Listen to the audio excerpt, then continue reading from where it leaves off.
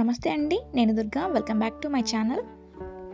ఈరోజు మన ఛానల్లో ఈవినింగ్ టైంలో స్నాక్స్ లాగా ప్రిపేర్ చేసుకునే సోయా 65ని ఎలా చేసుకోవాలో నేను మీతో షేర్ చేసుకోబోతున్నాను. ఈ సోయా 65 మనం కొన్ని టిప్స్ పాటిస్తే చాలా క్రంచీగా వస్తాయండి. ఈవినింగ్ టైంలో స్నాక్స్గా కానీ లేదా పప్పులోకి నంచుకోవడానికి కానీ ఈజీగా ప్రిపేర్ చేసుకొని పెట్టుకోవచ్చు. ఒక్క 10 మినిట్స్లోనే ఇవి ప్రిపేర్ చేసుకోవచ్చు. మరి ఎలా చేయాలో చూద్దాం రండి. అలాగే మన ఛానల్ని కనుక ఫస్ట్ టైం చూస్తున్నట్టయితే సబ్స్క్రైబ్ చేసుకొని పక్కనే ఉన్న బెల్ ఐకాన్ని క్లిక్ చేయండి. సోయా చంక్స్ ప్రిపేర్ చేయడం కోసం ఒక కడాయిలోకి 2 కప్స్ వాటర్ని యాడ్ చేస్తున్నాను.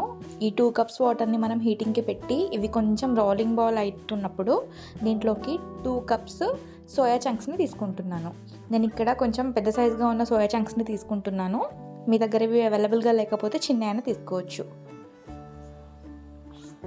ఇవి కొంచెం వీటిలో నురగ తగ్గి కొంచెం సాఫ్ట్ అయ్యే వరకు వీటిని ఇలా కుక్ చేసుకొని తర్వాత వాటర్లోంచి తీసేసి పక్కన ఉంచేయండి. ఇవి మొత్తం కూల్ అయ్యాక దీంట్లో ఒక్క చుక్క కూడా వాటర్ లేకుండా అంత వాటర్ని అంతా పిండేయండి. ఇప్పుడు వీటిలోకి 1 టేబుల్ స్పూన్ కార్న్ఫ్లోర్ని, అలాగే 1 టేబుల్ స్పూన్ బియ్యం పిండిని, 1 టీ స్పూన్ జీలకర్ర పొడిని, టీ స్పూన్ గరం మసాలాని, చిటికెడు పసుపుని, టేస్ట్కి తగ్గట్టు ఉప్పుని, అలాగే కొంచెం అల్లం వెల్లుల్లి పేస్ట్ని, టేస్ట్కి తగ్గట్టు కారం. ఇందులో నేను మంచి కలర్ కోసం ఫుడ్ కలర్ని యాడ్ చేస్తున్నాను, చిటికెడంతా. మీకు ఇష్టం లేకపోతే దీన్ని స్కిప్ చేయొచ్చు. ఇప్పుడు మనం కలుపుకున్న స్పైసెస్ అన్నీ ఈ సోయా చంక్స్కి కోట్ అయ్యే విధంగా వాటర్ లేకుండా అంతా ఈ మిక్స్నంతా సోయా చంక్స్కి పట్టించండి. మీకు కావాలంటే మీకు అంత కోటింగ్గా అనిపించకపోతే మరో టీ స్పూన్ అంతా కార్న్ఫ్లోర్ని వేసుకొని వీటిని కలుపుకోవచ్చు. అవసరమైతేనే 1 టీ స్పూన్ వాటర్ని మాత్రమే యూస్ చేసి కోట్ చేసుకోండి. తర్వాత డీప్ ఫ్రైకి సరిపడా ఆయిల్ని తీసుకొని ఒక చిన్న పిండి ముద్దని వేసి ఆయిల్ హీటింగ్ని చెక్ చేసుకోండి. ఆయిల్ మీడియం హీట్ అయ్యాక మనం ఇందాక కోట్ చేసుకున్న సోయా చంక్స్ ఉన్నాయి కదా, అవి ఒకటొకటిగా ఆయిల్లోకి వేసుకోండి. ఇలా మీరు తీసుకున్న ఆయిల్లోకి ఎన్నైతే పడతాయో అన్ని సోయా చంక్స్ని వేసుకొని మీడియం ఫ్లేమ్లో మంచి కలర్ వచ్చే వరకు, అలాగే సోయా చంక్స్లో ఉన్న నురగ మొత్తం తగ్గే వరకు వీటిని డీప్ ఫ్రై చేసుకోండి.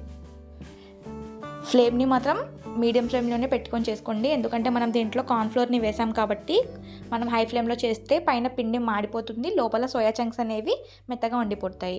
నురగంతా తగ్గిపోయాక గుప్పెడు కరివేపాకులను, ఒక 3 చీల్చిన పచ్చిమిరపకాయలను వేసి ఒకసారి అంతా కలుపుకొని ఒక 1 మినిట్ తర్వాత వీటిని స్ట్రైనర్లోకి తీసుకోండి. మనం ఇలా కరివేపాకు పచ్చిమిర్చి వేసాం కదా, ఆ ఫ్లేవర్తో మంచి అరోమా అనేది వస్తుంది వీటికి.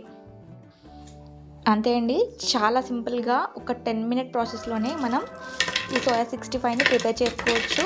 ఇంగ్రీడియంట్స్ కూడా చాలా తక్కువగా పడతాయి, టైం కూడా చాలా తక్కువగా ఉంటుంది. వీటిని మనం ఈవినింగ్ టైం స్నాక్స్గా కానీ లేదా పప్పులోనికి నంచుకోవడానికి కానీ ఈజీగా ప్రిపేర్ చేసుకొని పెట్టుకోవచ్చు. టేస్ట్ అయితే చాలా బాగుంటాయి.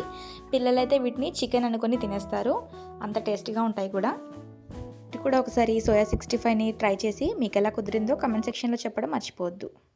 అలాగే మీకు ఈ వీడియో నచ్చినట్టయితే లైక్ చేయండి, షేర్ చేయండి, సబ్స్క్రైబ్ చేయండి. Thank you for watching.